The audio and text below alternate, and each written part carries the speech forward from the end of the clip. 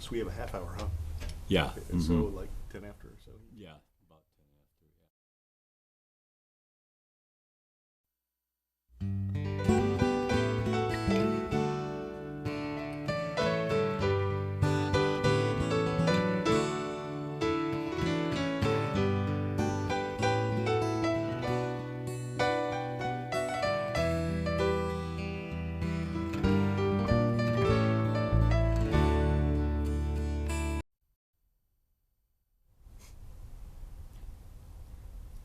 Hi, everybody.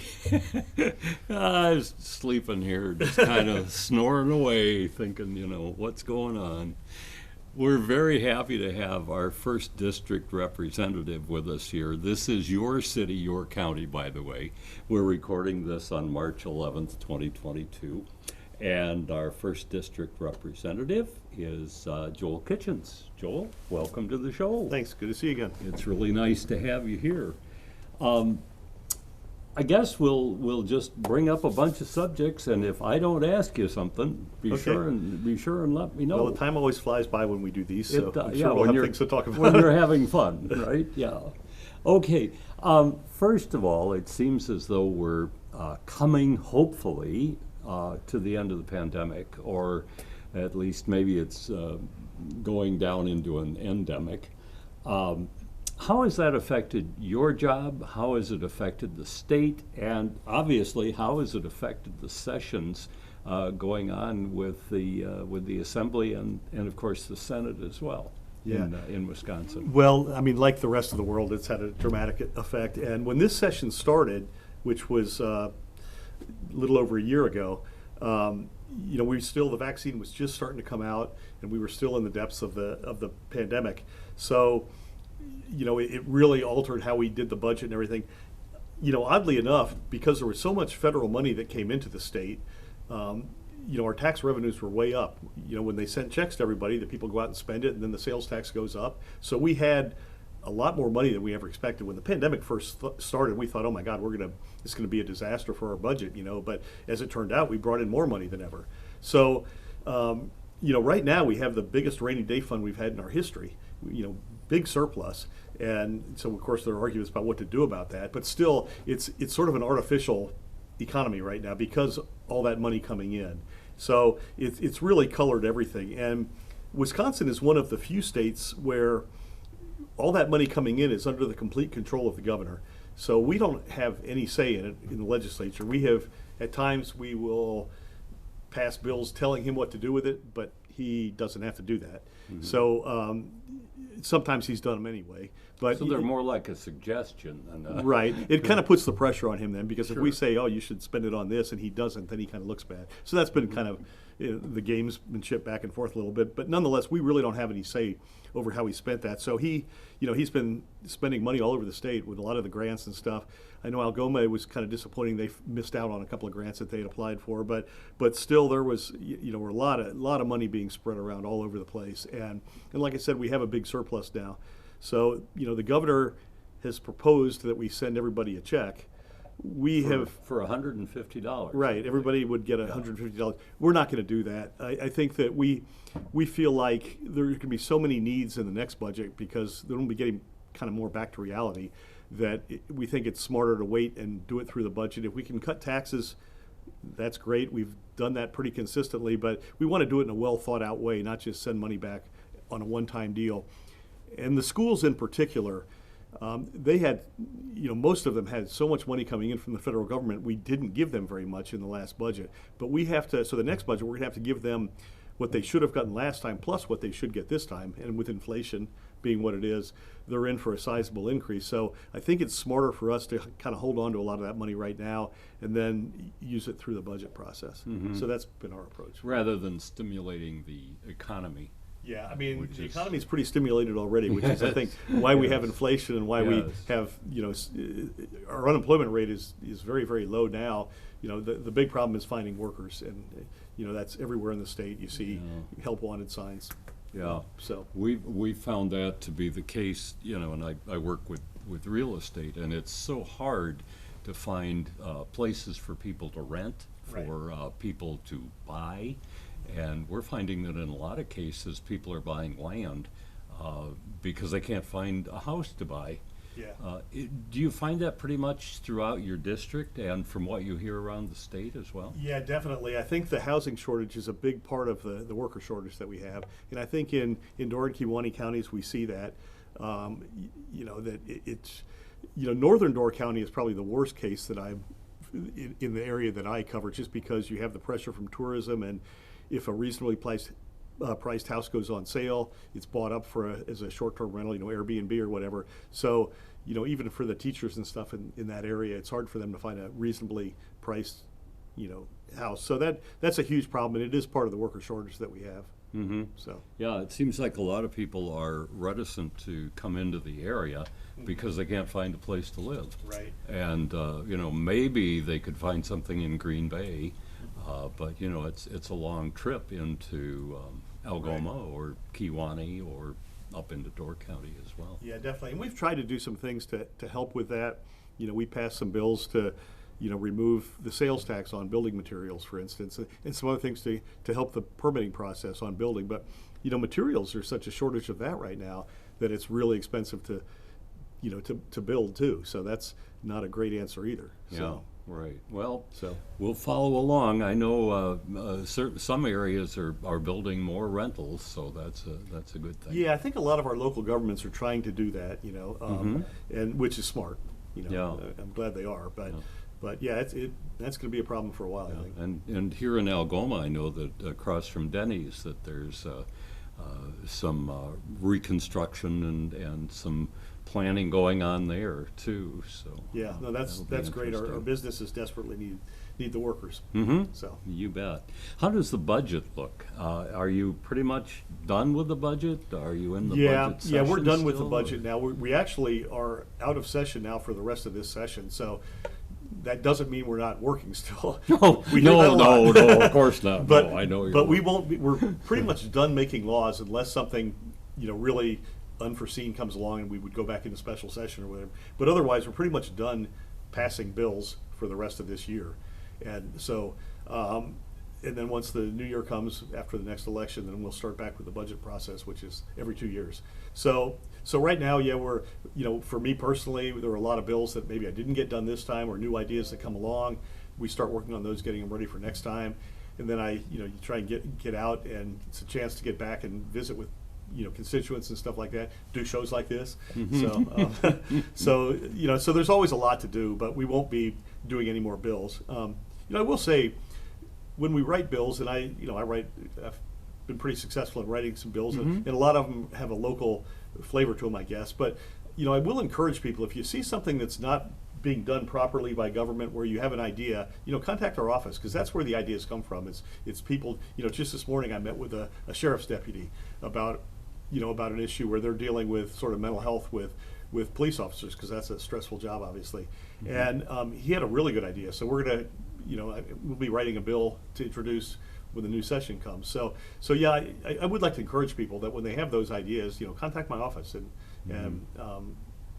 again, that's where the good ideas come from. Yeah, I know that we have as a guest here oftentimes Sheriff Joski, and boy, he has some very thoughtful ideas. And Yeah. I suppose you deal with him and other local sheriffs. That Right. you're, Yeah, I try to have involved with. I try to keep a good relationship with law enforcement, and that's always a big issue.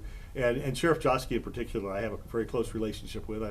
I think he does a great job, and he.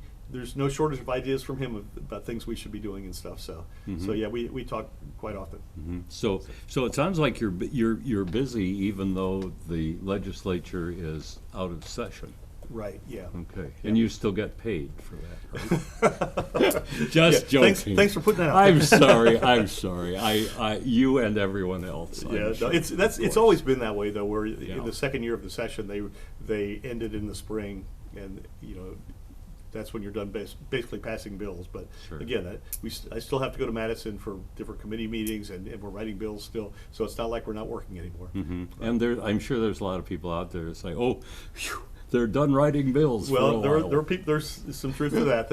Yeah. It's like if they're not passing bills, that's good for us. That we're not causing trouble. That's a good thing. Okay, that's good. Can you tell us about some of the bills that you've worked on that are of local interest? Sure. I think one of the biggest bills that I passed this time that I wrote with Senator Coles from Green Bay is dealing with nitrates in groundwater, and that's a big issue, of course, in Kewaunee County. Although, as much as Kewaunee County has gotten all the attention for having bad groundwater, we're really not the worst in the state right here, especially with nitrates. There are several areas that are actually much worse than Kewaunee County, but which is not to say that everything's great here, but nonetheless, anyway, we passed a nitrate bill, and my approach on these environmental bills, and I am chairman of the Environment Committee, is to try to work together with the farmers, bring them together with the conservation groups, and come up with ideas where both sides can support it, because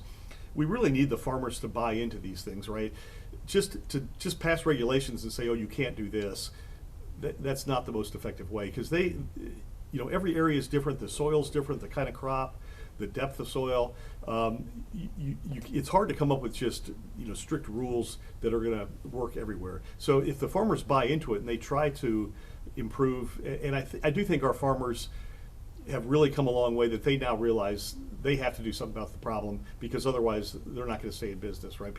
We're so much more aware now of the the groundwater problems that we have. I mean, when I moved here 30 some years ago, I used to hear all the time that, oh yeah, every spring my water runs brown out of the faucet. Just when the snow melts, it just runs brown for a while. That's just, so we don't drink it for a couple of weeks. And that was just normal life, because all winter long they'd be spreading manure, and when the snow melted, it'd go right down the sinkholes into the groundwater. And that was just normal life. Well, now if that happens, that's the lead story on the 6 o'clock news. Yeah. So our acceptance of those kinds of things now is, we're just much more aware, and that's not, we wouldn't tolerate that. Having been being a doctor and a veterinarian in your former life, I guess we'd say, I'm sure you still keep up on that.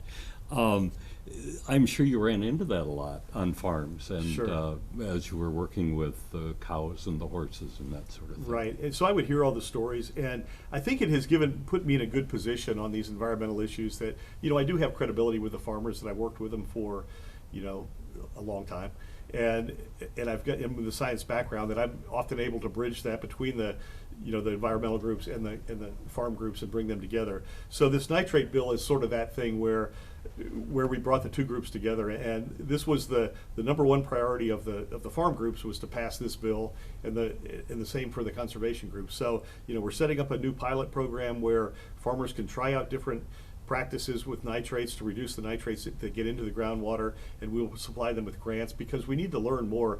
Nitrates are not as simple as like the bacteria that often gets in the groundwater from manure. We know what to do about that. It's not always easy to stop it, but still, at least we understand that nitrates, it's much more complicated. So there's a lot we need to learn. So it does that. It provides a rebate for people that plant cover crops, and for the people that aren't familiar with cover crops, if you drive around Kewaunee County right in the winter, like right now, it used to be all you would see is bare fields, right? They would just plow them all in the fall, and then all winter long, you'd get soil erosion and all of that, and it's really bad for the soil. Now, about half of the fields at least they plant a cover crop in the fall that keeps that soil in place. And if you keep the soil in place and keep it healthy like that, and don't let it get compacted, then it does a much better job of filtering. When you do put manure or fertilizer on there, it does a much better job of filtering before it reaches the groundwater. So that's one of the best practices we can do, and we're fortunate in Kewaunee County that so many of the farmers have bought into that. But this rebate on the crop insurance just further encourages them to do that.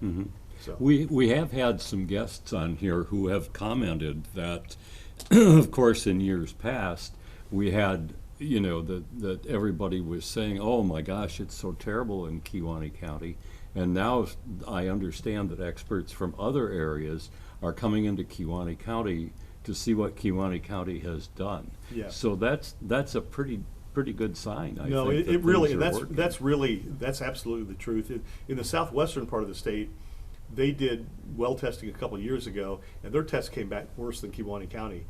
So the first thing they did was call up here and say, "Wow, how are you guys doing that? You know, all the things you're doing. How'd you do that?" So I think people are really looking to the leadership in Kewaunee County, and you know, I know there are going to be some test results coming out really soon, and from what I've been told, it's going to show that what we have done in Kewaunee County over the last, you know, 7 or 8 years is paying off. That in those shallow soil areas, the well testing is better now than it was. So I think we are making progress. Not to say at all that we're done, but there's been a lot of good leadership, and I think the farmers in Kewaunee County deserve a lot of the credit. We have Peninsula Pride Farms. That's a group of farmers that have really done some innovative things, and they're seen as leaders around the state too. So there has been, again, you know, I never want to say we've solved this problem, we move on to something else. It's going to be a continual thing, but nonetheless, I think a lot of the work that's been done is paying off. But it's good to see that it's going in one direction, which is a good direction, Right. rather than regressing and becoming worse. Yeah, no, and I think people in Kewaunee County should be proud of, you know, what they've been able to do so far, and we'll keep working at it. Good. So. Any other favorite bills that you've, I hate to bring up the word bills, but Yeah. any good bills or that you're particularly Yeah, you know, there's involved been a with? lot in education going on, and Bob and I were on the school board together in Sturgeon Bay for a number of years, so we both have a sort of a background, and I'm the vice chairman of the education committee. You know, You're a busy guy. yeah, I think environmental stuff and then education, it kind Yeah. of fits in my background a Those lot. are And so those are two areas that good I work areas. in more than most people, I guess. But, You bet. you know, I think the pandemic really brought to light some issues with education. And I would not want to be on a school board right now, to be honest. I mean, all of the, you know, the things with, you know, whether you require masks or whether you stayed in person, you know, no matter what you did, if you were on the school board, you were going to have half the people mad at you. And both sides were, you know, not quietly angry, they were vocally angry, you know. So Right. it was a tough time to be on a school board.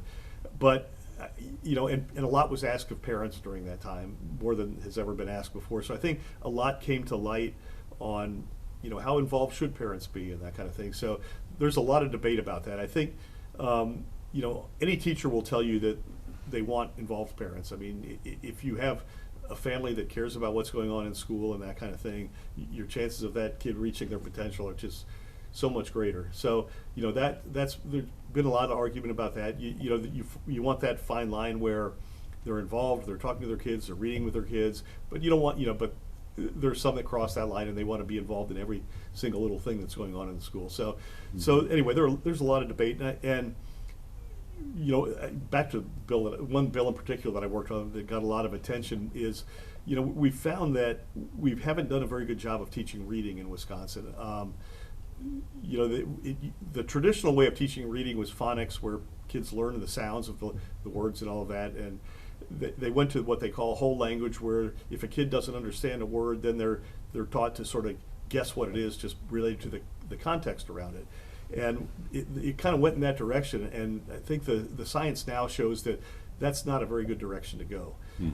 That Wisconsin used to be always one of the top states in the country as far as reading, and now we've fallen way back. And actually, especially with dealing with minorities, the racial gap between blacks and whites in Wisconsin is the worst in the country, dead last. Our African American students have the lowest scores of any state.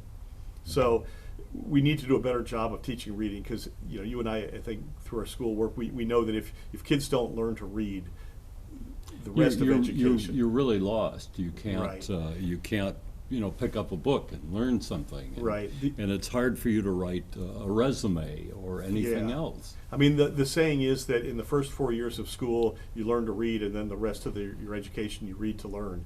So if you don't learn to read, you're just at such a disadvantage. And when you look at the statistics, kids that can't read, they're far less likely to graduate from high school, far more likely to end up in prison or on welfare. You know, it's just reading is such a key to everything that, you know, we're trying to change our reading over in Wisconsin and get it more science-based.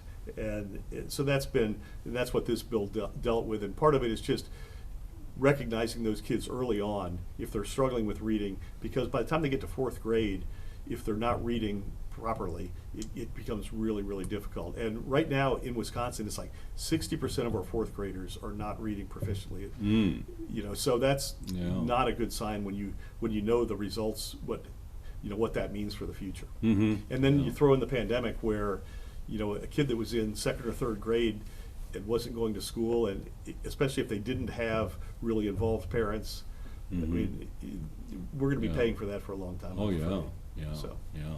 And it's hard for an instructor, a teacher, to figure out how the kids are doing if they're not present. You know, Right. I mean, you can see them, but it's quite a different thing to actually have them in your presence. Right, and all the teachers that I talked to, you know, hated the pandemic too. I mean, it was so much more difficult for them. They would have to try and do some lessons for some kids that didn't come into school, some that were there, you know, and then if you're dealing especially with parents that, again, aren't as involved as they should be, it just was such a challenge. So it wasn't fun for anybody, I guess is the bottom line. Yeah, yeah. So. One of my concerns, I guess I'd say, is that a lot of kids can print letters, but they're not teaching writing anymore. Right. Do you see that as a problem? Yeah, and there has been a bill to require that.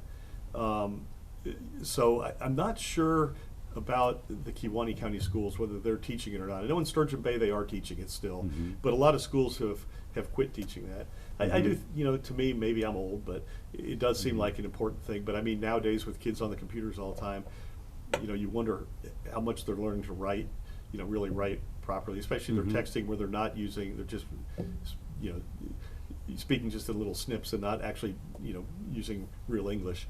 So, you know, it is I think it's a concern. Yeah. So. I had the experience the other day. I'm part of the Breakfast Rotary Club in Sturgeon Bay, and we got letters from kids thanking us. We gave some dictionaries out, and the difference between the third graders who wrote to us and the fourth graders, you could just see not in all cases, but in so many cases, the writing was so much clearer. You could say, oh, this must be a third grader and this is a fourth grader. So it Well, was good to see there's progress interesting. being made. There was, absolutely. And they appreciated the dictionaries. So that's, I had to get in a plug there. Yeah, and I will say honestly, we're blessed in my assembly district that every one of the school districts I think is doing a good job. I don't have a single district where I would say, ooh, that one's kind of weak, you know. Yeah. And everyone's a little bit different, and they reflect the community. But I think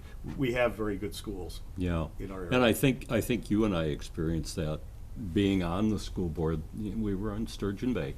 But there was never any school district where you'd say, oh boy, you sure don't want to send your child there. Excuse me. Right. So I think that's a really good thing that this area has. Yeah. Exceptional schools. Yeah, we do. So we're fortunate that way. You bet. So. Any other exciting bills that we should be talking about?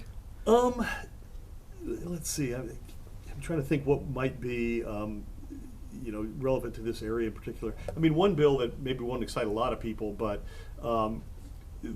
with our short-term rentals, and it is getting to be a much bigger deal everywhere, right? That people are renting out their houses through Airbnb or VRBO, whatever. And in most parts of the state, those people are not paying room tax on those. Those companies now are required to collect that room tax and turn it over to the municipality. And I'm not a guy that wants to raise taxes or anything, but I do want a level playing field. So if you have a hotel and you're renting rooms out, you shouldn't be paying tax, and then your competition is not, right? So, you know, one of the bills I wrote made it much easier to be sure that you're getting the right amount in your area, and the room tax is, you know, it's important to our communities. So, you know, that's one of the bills that I worked on too that has sort of a local flavor, I guess. So. Okay. We have heard quite a bit recently about all over the country, whether it be Democratic or Republican, we've heard an awful lot about gerrymandering. In Wisconsin, as of today's date, which is March the 11th, the governor said, well, this is the way we're going to go. The court agreed with him. But a portion of at least part of the Republican Party has said, no, we're going to bring a suit against that. What's your take on that general topic? Yeah, I have supported doing it in a nonpartisan way if we could do it right. That, and honestly, the way you should draw maps if you're going to do it right is you don't even pay attention. You don't even look at, okay, this is a Republican area, this is Democratic. You just try to keep communities together and keep them as compact as possible. Because what we see when you have gerrymandering going on is communities get split up. So like all the people in Algoma should stay together. I mean, in this area, it's not a big deal. And I will say, I have my district more than any other in the state is impossible with gerrymander to any extent, right? Because it's a You got what peninsula. you got. Right. So mine, none of this really affects me at all. Yeah. It's just the rest of the state. But they call it communities of interest. So Algoma, for instance, would be a community of interest where they all they have common, interests, and so you should keep those together. So that's one of the big tests about how good a map it is. So, the assembly drew a map, or the legislature drew a map rather, and the governor drew a map, and the Supreme Court sided with him so far. I was a little surprised by that. I don't think anyone should feel like his map wasn't written for political advantage too. I mean, there are several cases where you can see they deliberately drew a Republican out of his district, like they do a little blip there to get him Yeah. out of it. Yes, Put two of them yeah. together, or Yes. in the case in Green Bay, there's one where they went out just a little bit to capture the woman that's already in that seat. Things like little tricks like that that they did. So his map is written that way as well. To me, it was a little surprising that they accepted his. But I mean, either way, when we had split government, the maps were going to be fairly decent, right? Because you didn't have one party drawing them all, and then we knew whatever we drew, the governor was going to have something different. It was going to go to court, and the court was going to pick. So it moved everybody towards the middle. Nobody was going to do anything extreme. Yeah. But anyway, they are challenging the maps to the U.S. Supreme Court. I think one of the big issues with it, and there were an awful lot of Democrats that do not like the governor's maps because what they did with the African American vote in Milwaukee. That they feel it violates the Voting Rights Act because there are very specific ways you have to handle that, and the African American community feels like they're losing representation down there because they got split up more. So that's part of the lawsuit, and again, it's not just Republicans that are unhappy with that. We've heard from a lot of Democrats that have complained about that as well. So it's probably unlikely the Supreme Court will change anything. Most likely, the maps that the governor drew are the ones that we will live with. So they have to act pretty quickly because we start taking out papers just next month, and so You want to be sure that you're Well, yeah. you're campaigning in the correct district. right. And like I said, for me, it Absolutely. makes almost Yeah. no difference at all. Right. But for some people around the state, Yeah. it makes a huge difference. Yes. So And I know I've heard about Representative Darling down in Milwaukee, in that area, and that they're putting two candidates together. right, and that's a case where they very deliberately drew Senator Koyenga into her district. He's another Republican. I think if you look at that, he's like one street off of. So that was basically deliberate gerrymandering, and so unless he moves, he's no longer. And I think I said representative. I should have said senator. Oh, I didn't catch it. Yeah. But anyway. Oh, that's okay. But Maybe nobody else. yeah, we could have glossed right over that. Yeah. But no, that's the stuff that goes on. It's if we could do it right, I'd be okay with, and I've supported the bill to do it in a nonpartisan way.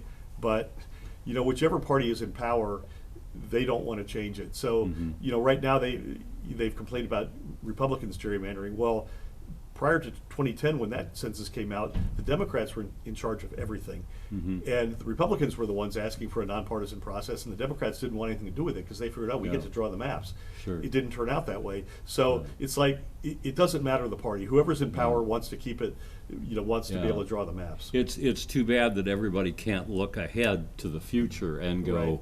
well, this is really nice for us now, but in 10 years or 5 years, may be totally different, and Right. the other party will be in control. So it seems too bad that at this point they can't all, say, well, let's look at this toward the future when we may be at the disadvantage.